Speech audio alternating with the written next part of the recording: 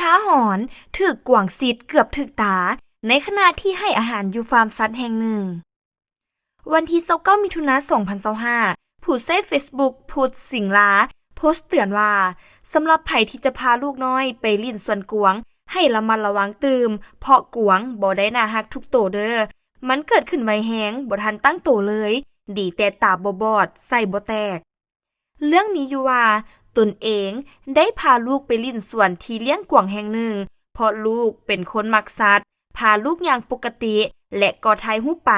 และได้ซื้ออาหารให้กวางกินในขณะกำลังให้อาหารกวางปกติแต่ละตัวก็บ่ได้มีท่าทีให้จนฮอดตัวที่เกิดเรื่องลูกสาวกำลังจะจกเอาขนมให้ตัวกวางนั้น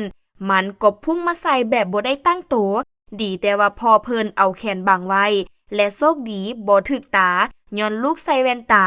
เข้ากวางแทงใส่แว่นตาแตกเป็น4ส่วนดีแต่แว่นตาสวยไว้เฮ็ดให้เข้ากวางบ่ถึกตาลูก